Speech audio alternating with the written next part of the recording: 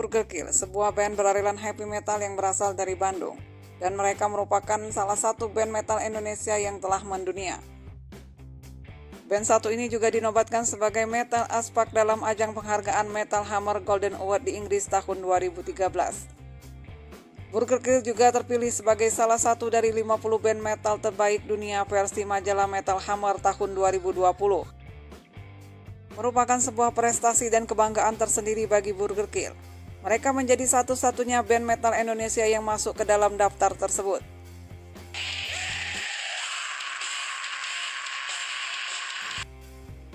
Kalau Eben tidak pindah ke Bandung untuk melanjutkan sekolah di SMA 1 Ujung Berung, mungkin sampai sekarang kita tidak akan mengenal band Cadas 1 ini.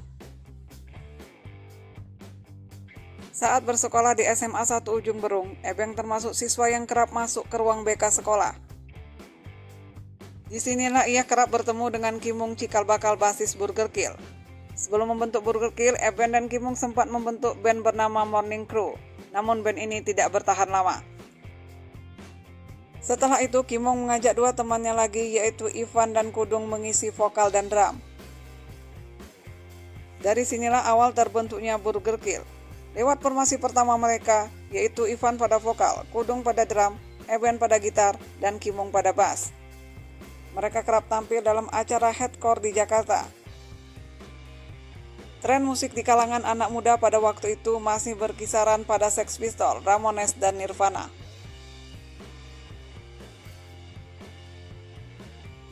Formasi awal Burger Kill ini tidak bertahan lama karena sang drummer Kudung saat itu masih berstatus sebagai drummer Forgotten. Jadi ia harus fokus pada bandnya yang sedang menjalani proses rekaman. Memang awal mula Burger Kill ini adalah side project-nya saja. Lepas dari Burger Kill, posisi drum yang ditinggalkan oleh Kudung lalu digantikan oleh Toto. Masuknya Toto membuat band satu ini mulai aktif membuat karya sendiri. Mereka juga mulai banyak mendapat tawaran manggung.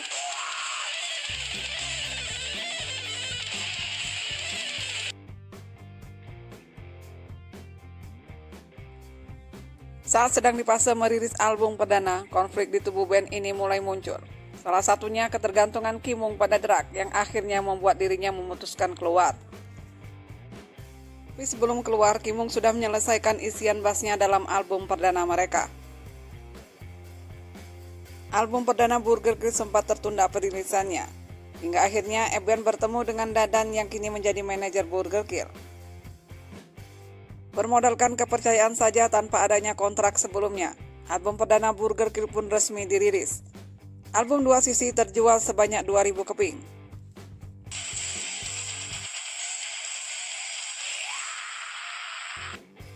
Dengan hanya 3 personel saja membuat Burger Kill akhirnya menambah lagi personel baru, yaitu masuknya Andris atau lebih dikenal dengan Abah menggantikan Kimung dan Ugum sebagai tambahan gitar. Lewat formasi ini melahirkan single legend seperti Sakit Jiwa dan Homeless Crew.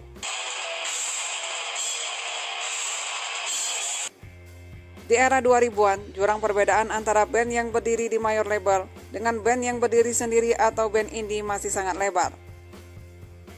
Burger Kill sebagai band berisik sepertinya tidak mungkin bergabung di major label. Tapi pada kenyataannya mereka menjadi band cadas Indonesia yang diajak bergabung dengan salah satu label raksasa Indonesia yaitu Sony Music. Burger Kill mencetak sejarah sebagai band metal yang mampu masuk pasar industri musik mainstream. Burger Kill tumbuh menjadi band dari sebuah major label. Lagu mereka 3 titik hitam dan terlilit asa sampai digarap video klipnya.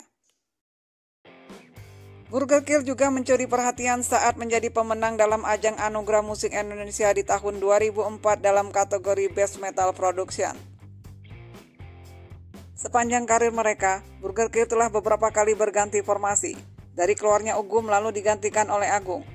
Lalu Toto juga memutuskan untuk keluar. Dengan kondisi yang terdesak, akhirnya Abah Andris kembali ke habitat lamanya di belakang drum. Burger Kill juga memutuskan untuk keluar dari Sony Music.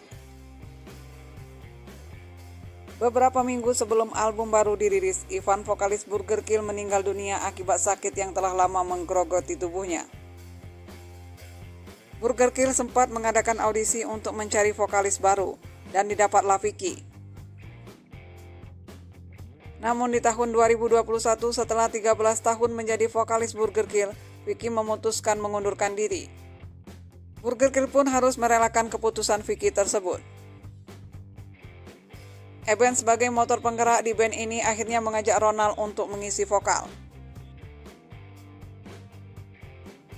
Tak lama urusan vokal kelar, badai besar menghantam Burger Kill, yaitu meninggalnya Eben, sang pendiri band ini.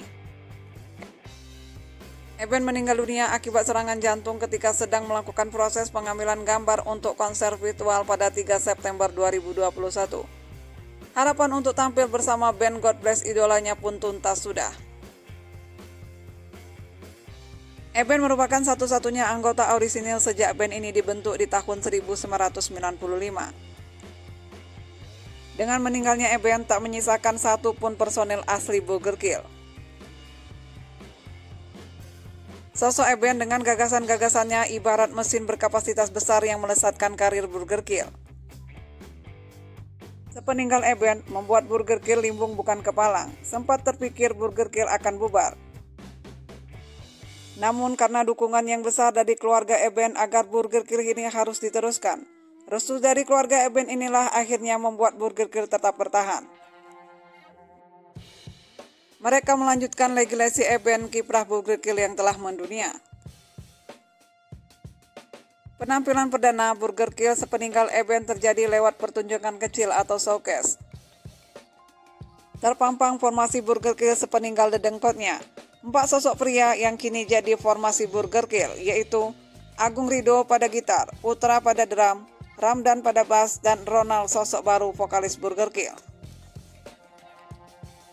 Tapi posisi gitar hitam yang ditinggalkan oleh Eben tak tergantikan. Ini terbukti dalam showcase di panggung di antara posisi Ramdan dan Ronald, tersandar gitar Gibson SG 1961 seri yang selama ini dianggap sebagai signatur bunyi gitar Burger Kill. Penampilan mereka tidak mengendur sedikit pun, semua instrumen terdengar rapi dan artikulasi vokal Ronald pun terdengar jelas. Namun Agung mengatakan sangat berat rasanya ketika membuat lagu yang biasanya dimulai dari gitar dan obrolan bersama Eben. Kini ia sendiri tetapi harus mewakili dua kepala. Di kepala saya membayangkan kalau melodinya begini apakah Eben bakal setuju atau tidak. Itu emosional banget, tukas Agung. Begitu juga dengan perubahan formasi dari 5 menjadi 4 orang memunculkan pola kerja kreatif baru. Sejak berkolaborasi dengan Dewa pada Agustus 2021, mereka mulai berkreasi dengan cara yang berbeda. Ide lagu direkam sendiri dulu, lalu dikirim ke personel yang lain. Nanti idenya dikembangkan bareng-bareng di rumah Agung. Ketika masuk studio tinggal latihan dan rekaman saja, ujar Ramdan. Formasi tanpa Eben berhasil melahirkan single Roar of Course, dan ini satu-satunya lagu yang mereka hasilkan sepeninggal Eben.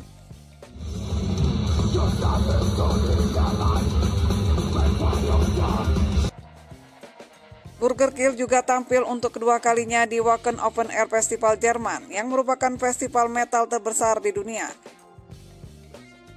Selepas badai atas kepergian Eben, Burger Kill menginjak dalam-dalam pedal gas mereka. Tak ada makam di sini, datanglah kau menderu, kau tahu kehilanganmu melatihku berjibaku.